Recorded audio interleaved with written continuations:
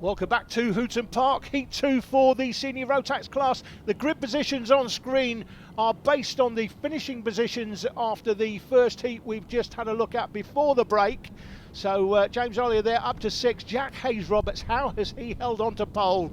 He was on pole at the start of Heat 1, put it off on the grass. He was well down the field, got back to 8th by the end of that first lap, and then ended up chasing down the leader, then dropped back 5 seconds after an incident, and then got it back in the end. Incredible. Run away for Heat 2. We're going to see the same sort of action. The track has dried out, and we don't see anybody off through turn 1. That is Robbie Rathbone pictured there on the 8 car. He's trying to recover. Robbie Rathbone went through the line there in 13th place. Let's see what he can do from there. Should have started P12, but went through the line slightly behind. Jack Hayes-Roberts pictured, that's your race leader. And if he won the first race, now don't forget the first race, the conditions were changing all the way through. We've got a spinner. That's 54, Luke Davis. And the 8 car is Robbie Rathbone. Rathbone's involved. Kelbrick is involved, the 72, and the 810 is Jack Pearson. All 4 drivers involved in that one. That is Robbie Rathbone, last year's champion, and another impact on his race. In this one, he's going to drop well down the field. He went through the line in, 21st place. He's got it all to do from there, but he's not the champion for no reason. He's extremely quick round here at Hooton Park. Let's see what he can do from there. The race leader, Jack Hayes-Roberts, was pretty much not pretty much, he was 2 seconds quicker than a jam chick in second. And then Cerner went through the line in third from Bowker, Stevens, James Ollier. Troy Spencer came next, and then was Jack Stevenson. Oh, contact in turn 1, and that's James Ollier into the back of Mackenzie Stevens. Collision through turn 1, and Stevens is now going to be well down the field. We'll get another look at it in slow motion. It was Ollier down the inside, Mackenzie Stevens there on the outside of him, and he's putting 2 wheels on the curb and contact with Mackenzie Stevens on the 19 car. He's up on the grass, he's going to be well down the field. And I think even James Ollier will probably think to himself, a little bit ambitious there. This is the battle for 3rd place between Cerner and Bowker. They go through 3rd and 4th. And then it's Troy Spencer now up to 5th. Ollier's down to 6th. And then Jack Stevenson, Morris, Harding and Bell. Curtis Harding, by the way, this is a good comeback drive for Curtis Harding. He had a bit of a disaster in Heat 1. I think he was on the front row, wasn't he, in that first heat, ended up down the back of the field, but he's coming back now. He's into the top 10 in 9th place, Curtis Harding. He's got a lot of quality, we know that. Let's see what he can do from there. There's Troy Spencer on the 74, starting P8. He's now P5. So again, I think he was 21st in that first heat. Of course, a lot of the drivers made up a lot of places, probably a dozen, 13, 14 cheap places on the opening tour when half the field off in turn 1. If you've recorded this programme and only just joined us, you might want to rewind it and watch the start of the show, because the first heat, we lost literally half the field in turn 1. That's a great move.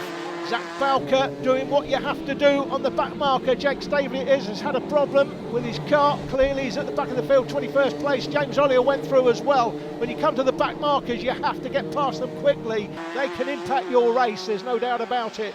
That is the 41 card of Bowker in 4th, Ollier's 5th. This is a battle for 6th. Troy Spencer it is at the head of that battle. You can pick the drivers out on the left of your screen. They went through the line astern, but it looks like, well, the 45 up the inside for a look on Spencer, but it was only window shopping, nothing more at this stage, not actually at the sails. Spencer under pressure though. Jack Stevenson it is on the 45 car as they come through the S's one more time. This is the battle for 3rd place now. Adam Cerner's been closed down. Ollier down the inside of Bowker. Is he going to make that work? I think he might do. He does this time and makes it cleanly. So 3rd place is Cerner. He's earned himself 5 or 6 kart lengths. Additional space, but not for long, as Ollier closes him down into the hairpin. Back now on the return straight through this little kink, the left-hander, into the double apex. This is that battle for 6 again.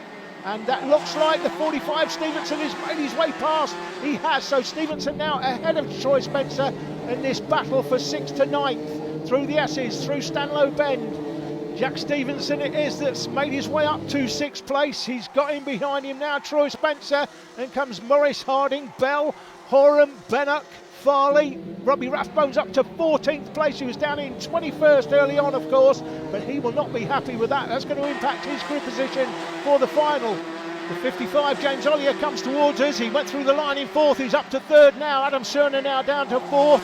And in behind Cerner is Zach Bowker. He's coming under pressure, but Ollier getting away from the pair of them. He's gapping them no end. Jack Hayes-Roberts is the fastest man on the track with a 34.8. What does Ollier do this lap? Well, he's gone through in 35.2, so he's about half a second slower there on that lap, although probably had to do some overtaking. This is that battle for 4th place. Cerner and Bowker raging on through the hairpin one more time, come out of the hairpin onto the return straight through the kink, the little left kink there, into this double apex classic corner here at Hooton Park. When they go through the line next time, they'll get the last lap board. This is the main battle at the front of the field for 4th place, 4th and 5th. Cerner is ahead of Zach Bowker. So Jack Hayes-Roberts has got a 7-second lead. That's the pace he's got. He's got the lead over the man on the 17 kart there in 2nd place. That's Michael Adamczyk, and then James Ollier there right in behind him now. This is the last lap squabble. Now Ollier won't do anything silly. He will not want to impact the final position that he's got. He had that contact earlier on. We'll see what the officials make of that. They come through the S's for the last time. He's not going to look up the inside here. It's a double for Jack Hayes-Roberts. He goes through the line in 1st place. 2nd is Adamczyk. Ollier's in 3rd. 4th place is Adam Cerner, just from Zach Bowker. Not much in it between them. Then Stevenson, Harding made up a place on the last lap. That's your top 10. No place in the top 10 for Robbie Rathbone, down in 21st place after that incident coming out of the double apex earlier on in the race. No doubt that will impact his grid position for the final. No doubt who's going to be on the front row though. Hayes-Roberts from Adamczyk.